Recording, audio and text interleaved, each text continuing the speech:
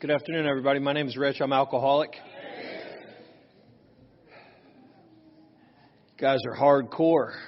Coming to the 4 o'clock workshop after that fish fry. This is precious nap time that you're giving up. And I just did some prayer and wrote some notes. So this is what I think God wants me to talk about. I've never done this, and don't know where we're headed and don't know what your expectations are. But what I think I'm supposed to do that came to me is I'm going to share with you a little bit about my experience with the second half of our 12th step, which is the topic of this workshop.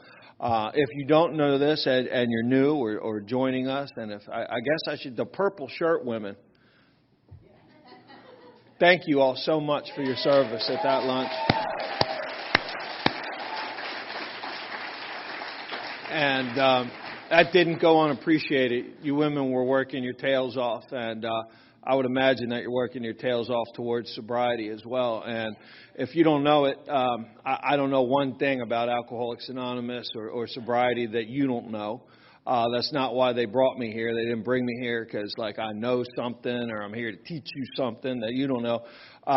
The definition of an expert in Alcoholics Anonymous is anybody from more than 30 miles away, right?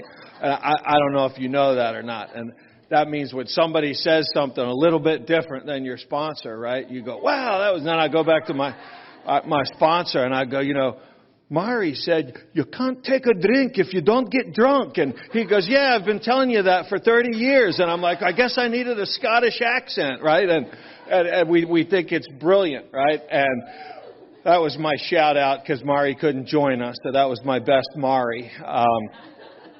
Apparently to get back into Canada, there's a 14-day quarantine. So she was willing to go to any lengths, but not sit in a cage for 14 days to, go home. And I want to thank you, as I already said, for this afternoon, for the gift of your time. The gift of our time is the most precious asset any of us have. It's our one asset that there's no way to get it back. There's no way to put a value on it. And there's nothing as precious as it that we could give with one another. And that's what we're giving each other this weekend. And every single one of us has given up a little something or made the choice to be here or gained a little something or chosen to spend our time together. And this deal this way is never going to happen again. And we get to share this once in a lifetime experience. And I appreciate your time and listening. And I'm grateful that you all care enough about AA and your sobriety and maybe the person you brought to attend a workshop. So with that said, practicing these principles, right, in all of our affairs. And if you're really new, that doesn't mean you're supposed to be having affairs, right? I guess we'll get that out of the way. It's when they're using that word, right, it goes on to say in our respective, right, homes, occupations, and affairs, meaning the areas of our lives, right? And I didn't even know what a principle was, right, when I got here. And where do these principles come from? There's somebody here that might say, oh, I have a list of them, right? The principle behind step 1 is honesty, and the principle behind step 2 is, right, as if that's fact. And it might be fact for whoever made that particular laminated bookmark, right? And also I want to make clear that what I'm sharing is my experience with this step as of now, right? And I was separated from alcohol on August the 30th of 04, so I'm in my 16th year sober. I bet in another 10 years I'll see things entirely different than I see them today, and I see things different now than I did 5 years ago and 5 years before that. So if anything I say doesn't jive with what your sponsor's telling you, listen to your sponsor. I mean, I'm an idiot surfer from Maryland, that lives on a little island. That they what do I know? Nothing, right? But what I know about principles for me is I believe a principle to be a law of conduct, right? And it's a law of conduct for me, by me, that I must follow. And what I know from the previous steps that we heard our speakers talk about extremely eloquently, I love both of you. And it turns out that when I violate my own principles, whether I know what they are or not, I can't stay sober. And I need to do one of two things, right? I need to kill myself, which a lot of us do, unfortunately. I just can't live, right, with the way that I'm living. And I probably can't articulate. I mean, I don't remember ever sitting down with a bartender or a drug dealer and going, my primary problem is that inside every man, woman, and child is the fundamental idea of God. And I've been given a deep, rich set of principles way deep down inside that I'm living so far from them that I can't tolerate myself. Could I please have a double? Right? I need to blot out the intolerable existence of the way I live in violation of my own internal standards. Right? I didn't know that's what I was doing, but that's what I was doing. And I can do anything I want, sober, drunk or sober, as long as I can live with the consequences, right? And usually for me, that is how far am I diverging from this internal sense of principles and what those look like for me. And I didn't know what those were. Where do we find those out? Where did I find them out? I found them out in my fourth and fifth step. And it went something like this. I mean, my experience is that my fifth step is as good as the fifth step listener. I've done a lot of them over the years now. And I'd like to, share my fourth step with you because I want to hear what you offer back. And then I'd like to do it with you. And then I'd like to do it with you, right? Because it's only as good as the person hearing it. And some of you are better than others at extracting, I call it the Paul Harvey, for those of you that are old enough to know the rest of the story, right? And that's things like I do an entire fourth step that I believe to be completely fearless and thorough. And you're listening and go, hey, you made 37 names on that list and your father's not on it. And I go, yeah, well, he left when I was young. He's not a part of my life. He doesn't bother me at all. And you go, really? Let's talk about that a little, right? And I'm like, and all of a sudden I just learned something, right? So that's how I discovered a lot of these principles, because my fourth step went things, there was this common theme in my inventory with women. We'll start with Stacy. And I'm making this up, by the way. Just let's clear up the rumor mill. Back 30 years ago when I was dating Stacy, it became clear that she was only with me for the cocaine that I sold and the money. And as soon as that ran out, she was gone and she used me and she left me again. And then on the next girl under that is, Barbara, and only used me for the money and the cocaine and this. And when it was gone, she left. And then there was, you just changed the name, right? And it was the same thing. Left me, cheated on me, left me, cheated on me, left me, cheated on me, right? And, I guess the first thing to say is when we were talking about that, I learned, he's like, hey, where do you meet all of these girls, right? And I'm like, well, at the bar. Where else do you meet a quality woman? And, and he's like, well, what's your line, player? Hey, Big Smooth, what's your line? How do you meet them? And I usually meet you by having a pile of money on the bar and going, hey, babe, can I buy you a drink? Right? And you see the big pile of money and I buy you a couple of drinks. And then I go, you want to go in the bathroom and, do a little one? And then I go in there and then I go, let's go back to the house. I got a big pile of that stuff. And I take you back to the house and I impress you like I'm, a big time. Right? And then shockingly, a few months down the road, I'm surprised that after fishing with the bait of I've got a lot of money in cocaine, I managed to have caught this fish that likes cocaine and money. And then when they leave me, when it's gone, right, it's them, right? And I don't understand how this could have happened. And she left me again. And, and it's the same thing that I do over and over again, right? And then I'm telling him this, and and she cheated on me, and, right? And he goes, so you mentioned that a lot with these. It really seems to upset you when women cheat on you. You don't seem to like the way that feels. And I'm like, no, it's awful,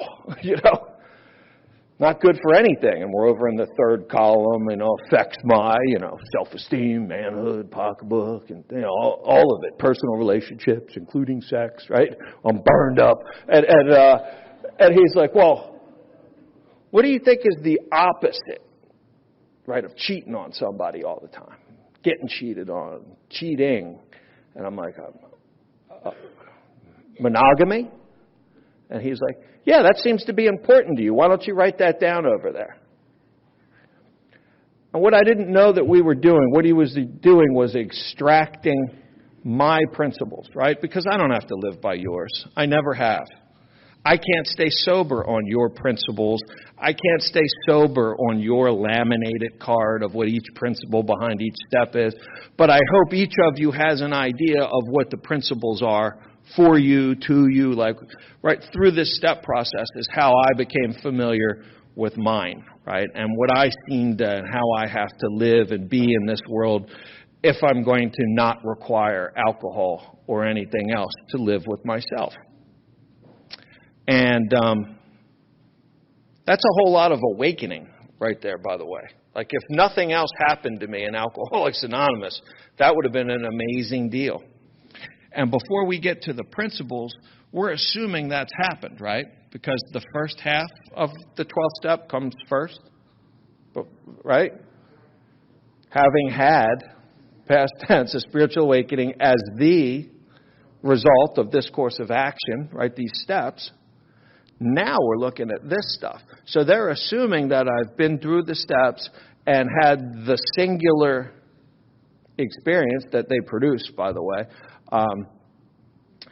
That's often misread. Purple shirts, that's important, right?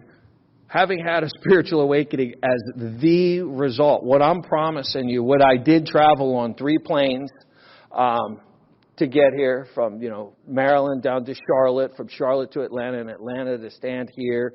Right now, my daughter's having her 3rd birthday party, swim party. I'm not there. They're all in the pool. My mom has respiratory illness. She's 80. She thinks I'm a selfish jerk for getting on the plane and coming here. And you know why I did all that? To tell you ladies that I've never seen one single person go through these steps, not have an awakening sufficient to overcome alcoholism and addiction, and you never have to take another drink if you actually do this deal. And that's the greatest thing that I could say about this. And that's what Alcoholics Anonymous is, by the way. If you're in the soft drink business, we're in Georgia, right? Coca-Cola's got a product. What's their product, right? Coke. If you're Nike, they got a product. What's their product? Shoes. If you're Alcoholics Anonymous, we've got one single product. It's spiritual awakening. We have one method of creating or causing that, and it's the 12 steps. And everything else we do in Alcoholics Anonymous is to encourage that to happen, right? To encourage us to do those things. Fish fries, holy cow, was that awesome, right? Not going to keep me sober, right? But you know what it's going to do is it's going to get me around enough of you and talking about this stuff and excited enough. That's what these roundups do, is they get me excited enough. I meet enough people, right, that sounded like Stacy, that looked like Stacy up here, right? A woman or a man like John, whose entire deportment is screaming that maybe, just maybe, this thing will work if I do these 12 things that look so stupid.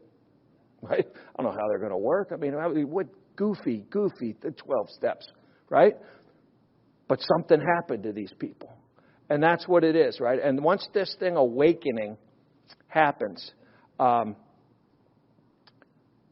become very interested in putting these principles that I've discovered to use in all these other areas of my life. Because now I have other areas of my life. Our homeless shelter is called Diakonia. I was in it, right, when I got sober. And a 3rd step, it's pretty easy to do a 3rd step when your entire net worth and earthly possession is in a very small bag, usually a trash bag, right? We joke and call it the AA luggage, right? And somebody's going, hey, the 3rd step is essentially you play any poker. It's where you take everything you have and you push it into the middle and you go, I'm all in, AA. Right? And it was, at that point in life, it's pretty easy to go all in. Right? Here's all my nothing. Right? here's my crappy life. I'll surrender my depression. I'll surrender my, narcissism. Here, okay, I'll go all in on my whole family hates me. You can have all of them. My whole family hates me, right? But that gets harder and harder as we stay sober longer and longer. And the whole problem with Alcoholics Anonymous, as I see it, is that it works so well, right? And it works so well, all of a sudden, my life gets big and full and expansive, and all of this stuff comes into it, and a lot of love and people that have different expectations. And now I've got some areas, right? My one guy likes to say, I got problems in areas I didn't used to have areas, right? And that's the truth of my life, right? Is by this point in the steps, I've got some areas that we're going to talk about. And I think we heard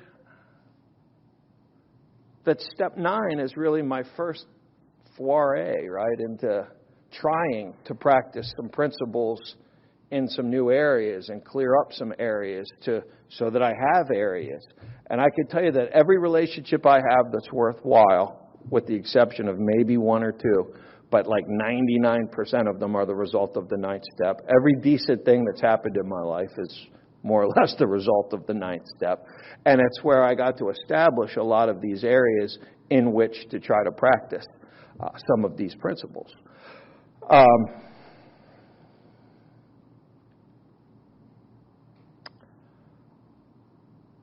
One of the words that hit me while I was just sitting that I wrote down was equanimity.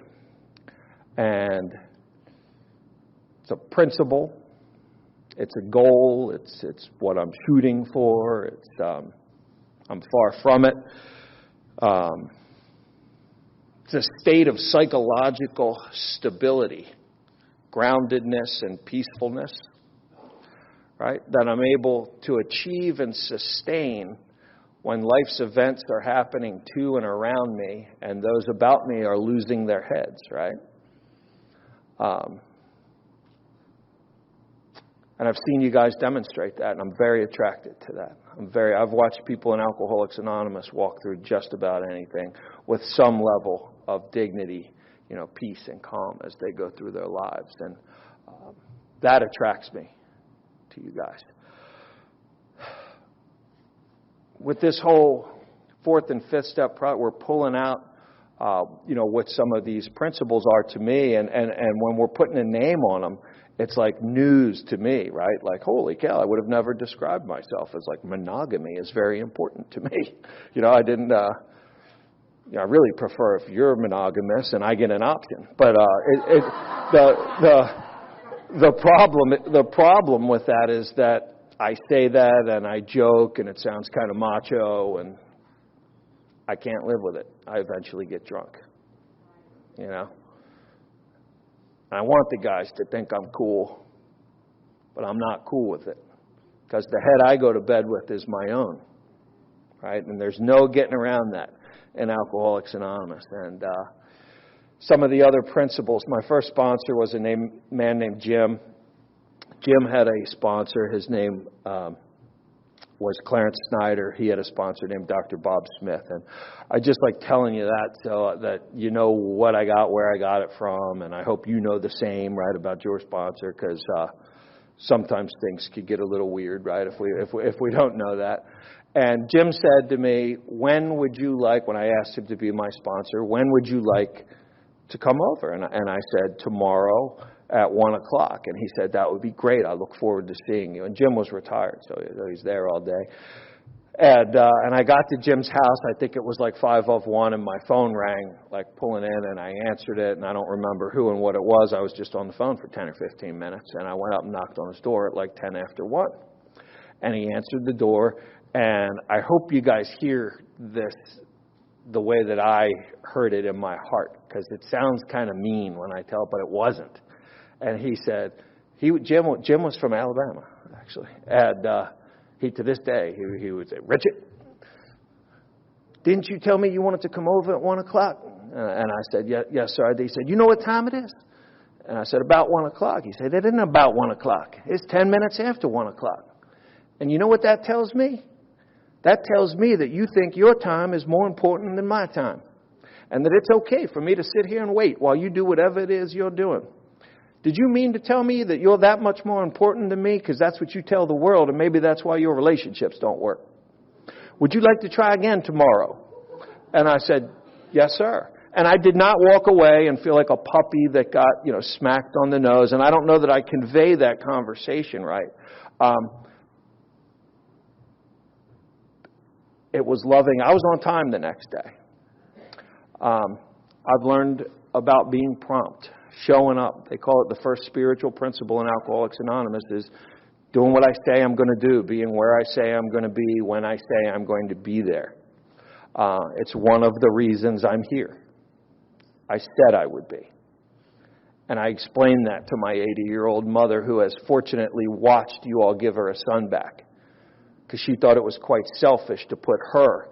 And she goes, oh, so you're going to get on 3 planes, 3 on the way home, and bring that stuff back here so me, who has a respiratory problem, can maybe die. And I'm like, thanks, Mom. I said, we booked this thing like a year and a half ago, and you know how I am about this. Once a month, I go keep my word somewhere. And in exchange for that, I get to be happy, joyous, and free, and we get to be a family. Unfortunately, my mom goes, all right, go, right?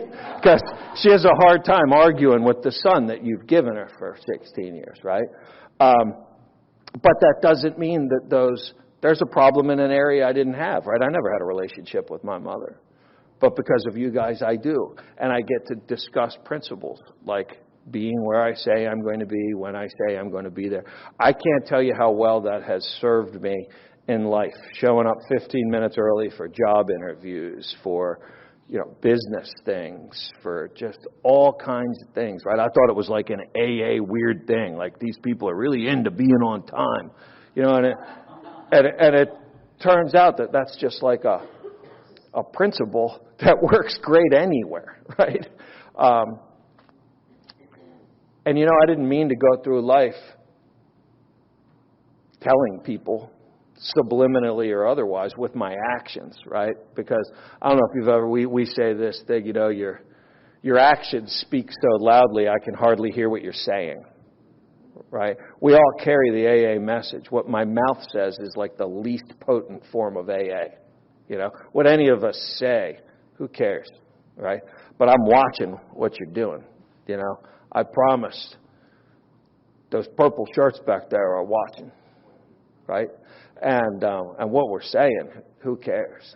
But what your feet were showing me, man, I was attracted to that, And you guys did show up in snowstorms and this and that and to your jobs. And you don't get awards for that either. I know that's still, I still think when I go to work all 5 days and stay like 8 hours a day, I think there should be a small ceremony on Fridays. Like, did you guys see that? He was here 40 hours. The whole time, he worked all 40 hours. Didn't sleep at his desk. It was amazing, right? But that's not the way the thing goes. I don't know if anybody's read any Chuck Chamberlain's new pair of glasses. Discovering my principles that I was going to have to live by for me to live a happy, sober life has been, as he says it in there, a process of uncovering, discovering, and discarding ways that didn't work, right? And old ideas, and figuring out what my principles are and what I can live with and how I need to act and behave. And my first sane and sound sex or relationship inventory. I like calling it a sex inventory because people pay attention. They're like, ooh, this is about to get good, right? When in fact, right, anybody that's done it knows that that's kind of the smallest part of it. And I got sober at like 29, cusping 30, right? And I was never, ever, ever going to get married, and I was never going to have kids. This is what my sponsor loves showing it to me. To this day, he laughs at me. But I was never going to lie to a woman again. I was going to be monogamous. I was never going to cheat on another woman. And I was going to treat all women with dignity and respect. And he looked at me and he said, you know what? If you could do that for the rest of your life with all women, that's a heck of a way to start. What a great principle to grow towards. And if that changes, It will, don't worry, but over time. But what a great place to start. And that was a great place to start, right up until I was, 9-10 years sober and got married, and then had kids. And I'm going, holy cow, this, things are changing. And I think some of my principles that I'm trying to live by with my feet rather than my mouth is valuing other people, valuing their interests. My wife and I, we joked at dinner a little bit last night. We're like James Carvell and Mary Magdalene. I mean, we couldn't be more opposite, right, on everything, right? On you name the subject, and we're different. And learning to value, like really value. Because at first, I took in these kind of half-ass AA sayings, right, into the relationships where you share something that's important, right, about something, and I go, you know what, honey, you may be right. I heard it at the meeting, right? Like that's, you may be right. Doesn't work for me. I'm not saying it doesn't work. I'm saying it doesn't work for me. And I want to really care about what you're saying, and I want you to know that I care about what you're saying and sharing with me. And I'm not good at that, right? Because if it's not my thing, right, if she wants to talk about one more marathon, she's a marathoner, right? You run straight for 26.2 miles. Like, how often can we talk about this? I mean, we've talked about this dinner after dinner after dinner, year after year. I mean, you've run like over 30 marathons. It's 26. Let me guess, 26.2. This, same as last time, right? What do you, you're going to wear tennis shoes and run. I get it, right?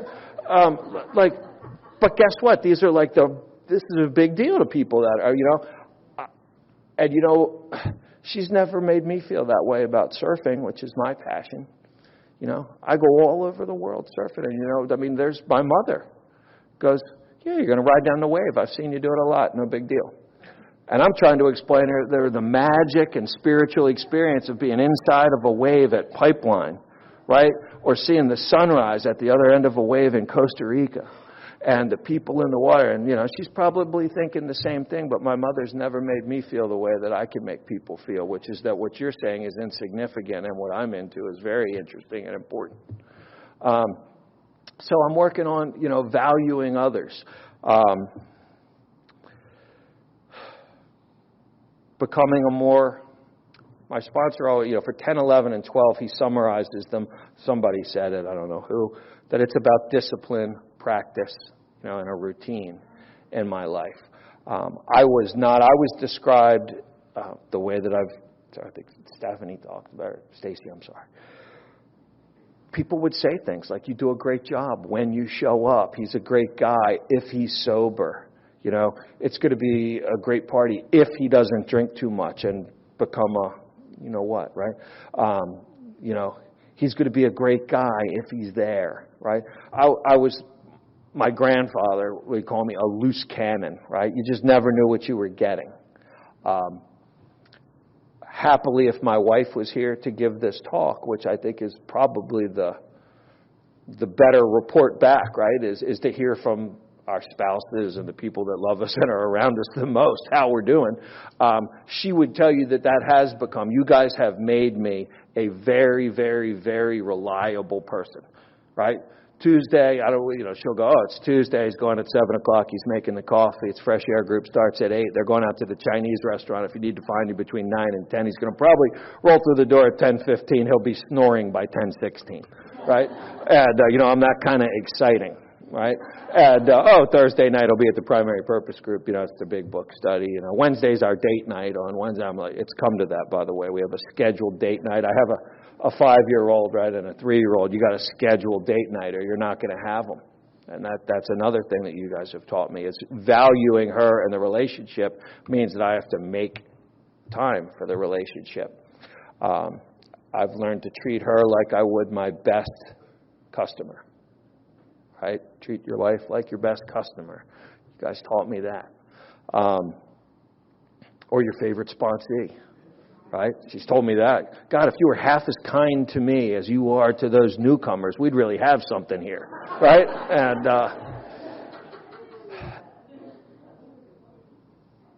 And so you know what you're dealing with. I was 2 years sober. If anybody's, waiting, nobody's loving you fast enough, right? And nobody's trusting you yet fast enough, and nobody's just bringing you back into the... I was 2 years sober. I went surfing with two guys that are, just sober buddies. It was one of those spectacular mornings on Assateague Island where I live. The wind is offshore, the waves feathering back, the wild ponies are walking up and down the beach, the dolphin are going by. I'm just gliding down waist-high waves, dragging my hand, man, and all is right with the world. And I don't know what your thing is, man, whether it's, bass fishing or NASCARing or skiing or hiking or sunrises or, what gets you there connected. But it wasn't any better. And this thought came to me when I was driving home. I just felt I was so joyful. I'm going to stop at my mom's house. I'm going to give her a hug and a kiss and tell her I love her. And I knocked on that door, and she opened, and I just grabbed her around the neck, and I kissed her, and I hugged her, and she started crying and pushing me out the front door and said, "Get out of here, Rich, get out of here, you've been drinking," and closed the door on me. And I drove, I was crying, you're laughing, I was crying. I drove 45 minutes to my sponsor's house, and I said, my mom just pushed me out of the house. I stopped by to give her a hug and a kiss and tell her I love her, and she thinks I'm drunk. And he said, well, let me ask you a question. I said, I'm 2 years sober. He said, well, let me ask you a question. When's the last time in your entire life that you've ever gone to your mother's house to give her a hug and a kiss? You didn't go in and take a bottle of water out of the refrigerator, didn't grab a soda, didn't make a sandwich, didn't hit her up for $20. Nothing. Just a hug and a kiss. And I couldn't think of one. Right? And so that's what I'm coming back from. Right? These are the relationships that I'm trying to build and the principles I'm trying to practice to repair some of this stuff. And a lot of it is reliability has gone a long, long way of just that principle you've taught me of showing up over and over and over. At my groups, my sponsors taught me, I sit in the third row on the end chair, right? And I'm there every single Tuesday. And there's no way any man that sponsors me could say, I don't know where to find Rich, right? Haven't seen him for a while. Right? I don't pick meetings anymore based on which ones are going to be fun, right? Which ones are popular, which ones are big, which ones have the cute girls, which one, right? It's like I'm going to be in the third seat on the aisle at my home group, right? No matter what. And that's taken me a long time to learn how to behave like that. And that's a discipline for me. Developing my prayer and meditation life is a discipline. And to learn how to have some semblance of priority in my life of God and AA, and I can't distinguish which is which. If anybody can write me an essay separating them, I'd love to read it. And then family, and then work, or however that goes for you, right? But getting some of that in line for me. And being able to actually live it, right? That the principled life or the spiritual life is not a theory. I have to actually live it. I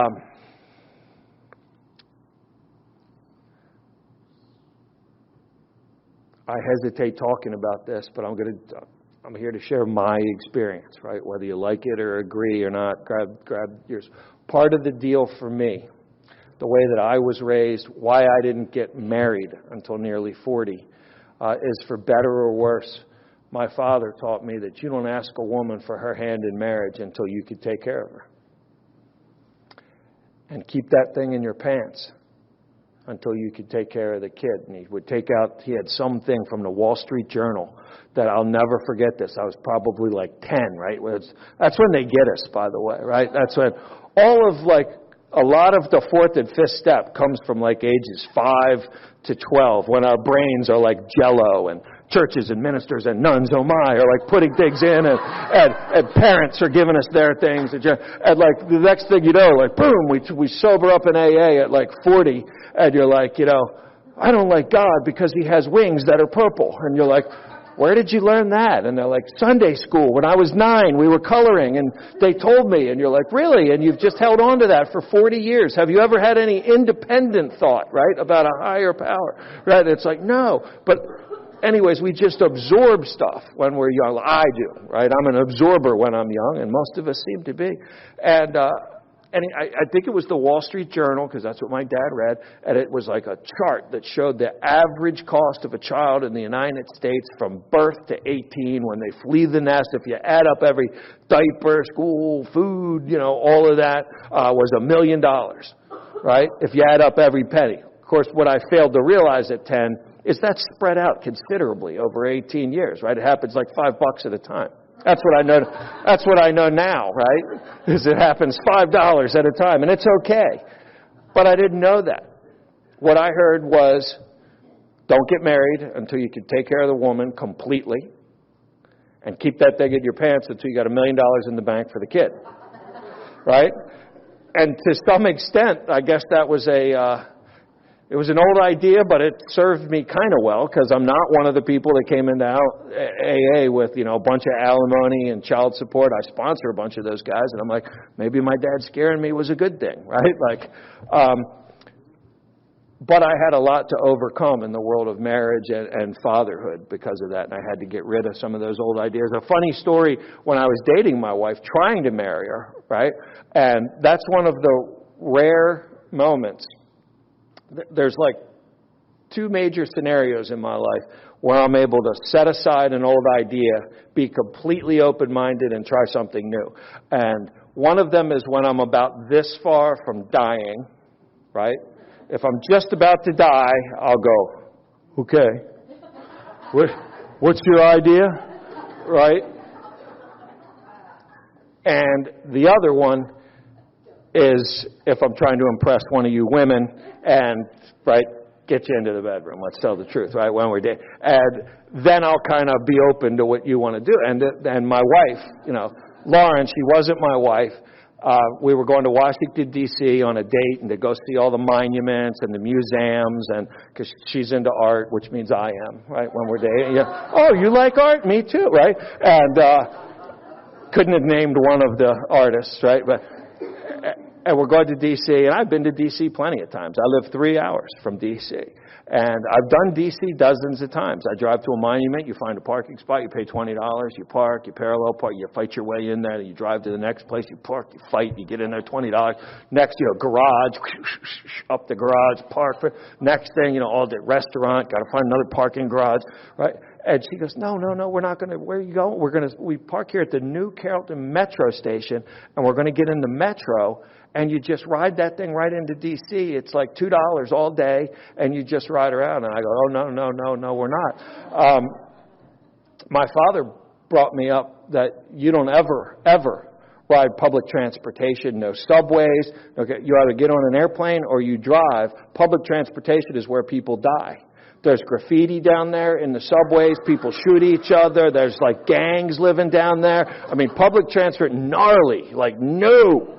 Right? No. And I'm trying to tell her this. And she said, well, you could turn the car around and go home because I'm not fighting D.C. traffic all day, or you're getting on this Metro. And I said, okay. Right? And I got to tell you, I had the best day in D.C. that I've ever had. Right? Metro all day. There's no graffiti. I didn't see a single person get shot or knifed. Nothing even threatening. Right? And I've been going back to D.C. now with her for about 8-9 years. We do a lot of nice dinners and shows and stuff. And that Metro's great. And I didn't ride it for nearly 40 years. Because of some stupid old idea. Right, that I had. And I think that's my favorite principle that I'm telling that story about, is that's the principle of open-mindedness and becoming a lifelong learner. There's a line in some part of the book where it talks about Alcoholics Anonymous is a program that allows for limitless expansion. Isn't that a cool phrase? Right? Alcoholics Anonymous is a program that allows for limitless expansion. And I like that because, like this morning's speaker, I'm an accomplisher, I'm a doer, I'm an achiever, I try to define myself through achievements. If you came into my office and my business and you would see a wall full, you'd be very impressed, right? The only problem is I'm this far away from killing myself, right? Like, done some great stuff, but not particularly happy, right? And getting rid of some of those old ideas and remaining open-minded is one of my favorite principles that I'm trying to live by in Alcoholics Anonymous. I guess I'll tell another open-minded story. I got accidentally, you know how AA works, paired up with this guy, Chuck K. Anybody know Chuck, my host? Yeah, all right. They assigned me with Chuck. And Chuck's napping, so I could tell this story on him. And the story I'm telling on him is that he's been amazing. He was at the airport when he said, waiting, gave up his day to pick up an idiot from Ocean City, right? I'm like looking for all he knows is he's looking for a surfer with 2 remaining brain cells, right? And I come out and he's there. And I've gotten to meet all of his family, all of them. He's got 3 daughters and grandkids, and I've met the guys that they're married with. And we're at dinner last night, and Chuck's wife is sharing with me the struggles she's having with one of their daughters, and that's because she's gone into a career path that she doesn't approve of, and she's trying to become a certified Reiki master. And she goes, have you ever even heard about Reiki? I mean, what Reiki? I mean, what is she going to be swinging crystals around? And, she's going to be, before you know it, she's going to be wearing patchouli and growing out her armpit hair, right? And that's kind of where I was with things like that, right? Alternative medicine, Western medicine, anything that I can't wrap my mind around. My sponsor, when he's joking with me, I'll call him up. He's like, "Hey, Herbert Spencer, what's new today?" And if you don't know who Herbert Spencer is, he's the guy in the back, right? That there's one principle more than any other that's guaranteed to keep a man or a woman in everlasting ignorance. Is anybody in here interested in remaining in everlasting ignorance? Right? Like, I don't think that's anybody's goal. Right? I'd like to wake up and stay stupid. Yep.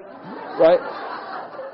And it says that principle is contempt prior to investigation. Right? The subway. Never been on one, but no. Right?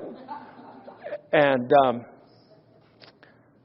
when Isabella, my oldest daughter, was a little over 1 year old, and Sophia was in my wife's belly, we were shooting for Christmas, and I'd been getting sick a lot, and I don't want to make anybody grossed out after the fish fry, but I was spending a lot of time in the bathroom. And my wife keeps better. I blow that stuff off. I'm like, I just throw up a lot. It's fine. And she's like, no, it's like 3 or 4 times a day, every day. Like I'm counting. And it ends up, I go to Johns Hopkins as our hospital, and they're pretty good there. That's like one of the best in the world. And it turns out that I have all of these tumors. They call them nodules on the liver, and they say you got about 3 to 6 months to live. Your liver's almost completely encompassed in these tumors. We want to start immediate radiation and chemotherapy. My wife and I are not. We weren't down with that. I won't get into all that. We just weren't down with that. We made the decision that my bags were packed, man. I was ready to go. The life you all have given me in Alcoholics Anonymous was second to none, man. And if I had to go, I had to. It's been great. And if I had 3 months to go, I wanted to get through Christmas. I wanted to see that little girl open up Christmas presents for her first time. I was really hoping to get to see my second daughter be born. And if that was as good as it got, man, it was so much better than I deserved, right? And then this guy in AA that I did this meditation class with, that I didn't want to go to that either, right? I mean, like, who wants to just start meditation, right? And how remind me to come back to where I was. You know how I got into meditation was sponsoring. I started sponsoring a chef, right? I got like 6 years sober, so I know everything, right? You know everything in AA between like years 5 and 7, if you don't know that yet. And I'm sponsoring this chef, and I'm taking him through the book, and I'm trying to explain step 11, and it says right here, we saw it through prayer and meditation. I'm like, and that means that meditation is important, and it's really, there's and he looks at me and he goes, "Hey, Rich, I'm a chef. I went to Culinary Institute of America. It's the best chef school there is. Every single recipe in the world, internationally, when it uses the word and, that means equal parts thereof, or the recipe doesn't turn out. You don't have to explain it to me. I get it. And I'm looking at him and I'm like, that was good, dude. Right? Like, because otherwise it says like 1/4 teaspoon of flour, half a teaspoon of sugar, 3/4 of, right? But if it says salt and pepper, you're supposed to part equal parts thereof, or the recipe doesn't turn out. So he taught me that, like, prayer without an equal part of meditation, I was selling myself short, right? And it's good to have the new guys, because they come up with stuff, right? That and if you're ready for and open to it, it was. So now I'm going to meditation. I'm a pretty big meditator. You know, if anybody grabs me afterwards and is into, I love talking about that stuff. I don't think this is the right venue for it, right? Like from standing here.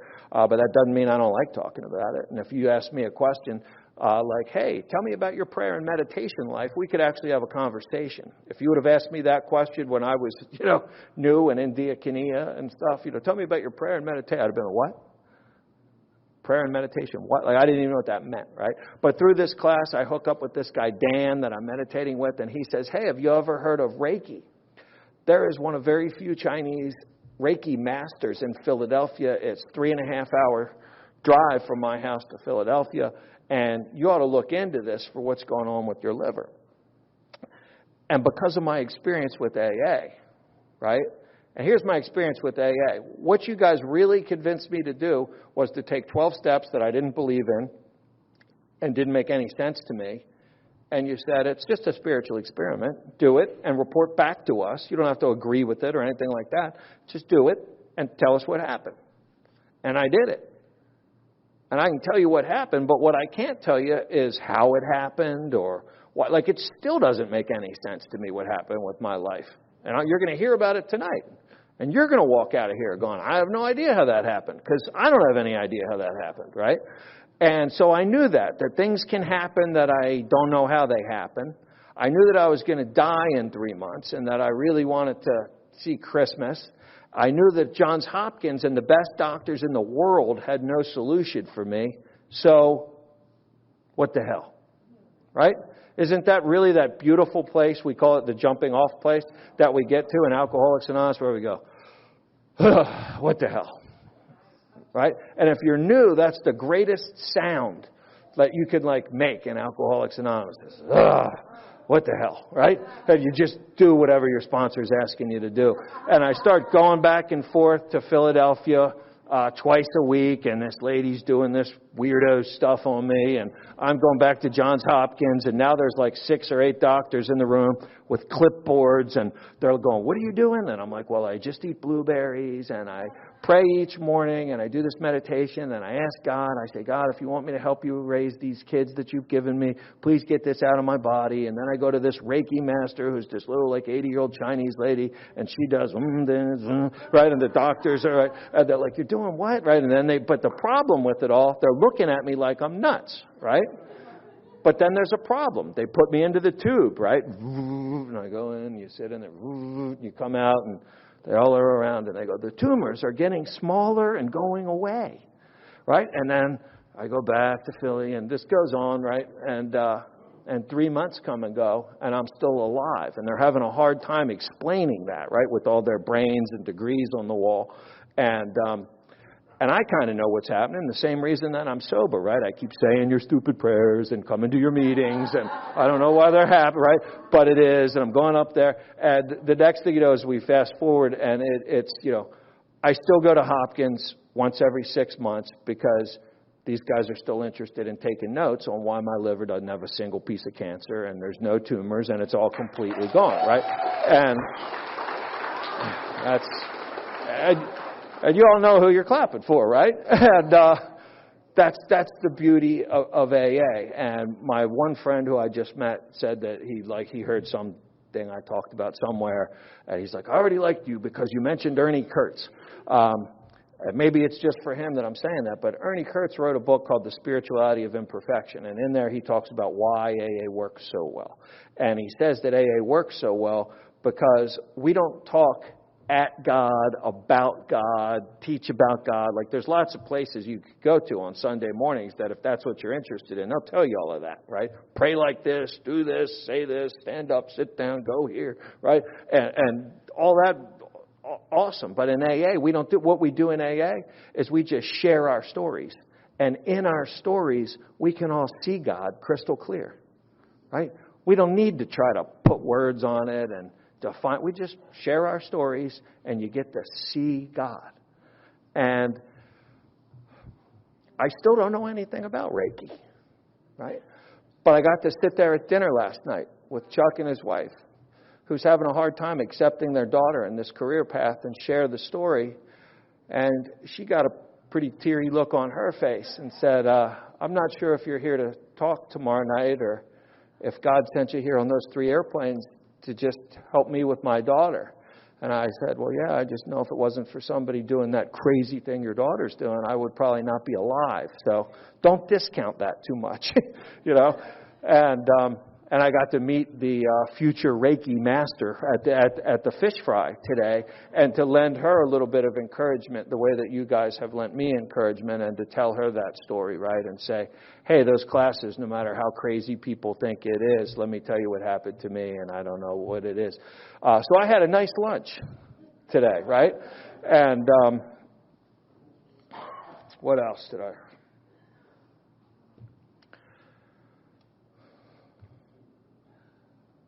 I'm not the guy that walked through the doors of Alcoholics Anonymous, thank God. I don't think of myself as a really good man or anything like that, but I know I'm a way better man, right, that walked in here. As a joke, my wife likes to say if there's a sliding scale of jerk, right, like 10 is like you're a mega jerk and 1 is not a jerk. You know, I'm all the way down to a 4. I mean, so there's some substantial progress. You guys have taught me to take this out into the community. You know what I do in Alcoholics Anonymous, and to take that spirit of helping others and serving. Serving is one of the other principles that are important to me. Is living a life of service and trying to remember through living a life of service that there is no longer such a thing as rich is life. Right?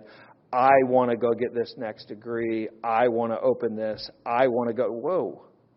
What are you talking about? When I did that 3rd step, that's what I pushed all in, right? I turned it all over to Alcoholics Anonymous at that point, right? I'm all in, right? What will you have me be? What will you have me do? What is I mean, let's face it, there wasn't going to be the rest of my life, right? Like it was over when I got here. I'm in the bonus, right? And in my particular case, I think I'm in the bonus twice, right? Like alcoholism and cancer, right? Like I'm in double bonus, right? So for me to start talking about where I think I should be and what I think I should be doing and what I want, it's like, hey, did you forget the 3rd step? And I think I want to close this workshop with a story about the 3rd step, because that's where I made an agreement that my principles, my way of being and living were done, man. I'm done. And I'm going to embrace some new ones. And there's this story about a guy. We have a boardwalk. It's 2.5 miles. It goes up the beach at Ocean City and comes back. And I know that because we walk it a lot, right? I like to, when I was in the stroller pushing days, which are over now, that was my outlet. But there's a guy walking the boardwalk, and he's a drunk. He's a fallen down, hopeless drunk, just like me. And he runs into God. And he says, I'll give anything if you just get me sober. And God says, well, what do you have? And he reaches in his pocket, and he's got $20 all crumpled up. And God said, I'll take it. That's the price of sobriety. And he gives God the $20, and boom, he strikes him sober. And he got what he wanted, and he's walking away, and he doesn't get but 5-10 feet, and he turns around and goes, hey, God, is there any chance I could get just $5 of that back? Because I'm going to need to get some gas in my car. Oh, you've got a car? You didn't say you had a car. I'll take the keys. That's part of the price for sobriety. And the drunk hands over the keys. And he said, if you take my car, I'm not going to be able to get to work. Oh, you've got a job? You didn't say you had a job. I'll take your job. That's part of the price of sobriety. And he hands over the job. And he says, if you take my job, I'm not going to be able to, I'm going to lose my home. You have a home? I'll take your home. That's part of the price of sobriety. And he hands it over. If I lose that, I'm going to lose my family, my kids. God looks at him and says, I'll tell you what. If you could remember that that's my job that you work, I'll let you work it. If you remember that that's my car that you're driving, I'll let you drive it. And if you remember that that's my house you're living in, I'll let you stay there. And if you remember that those are my 2 kids that I'm letting you help raise, I'll let you help raise them. And boy, do I need to remember that story. That's all I got. Thanks.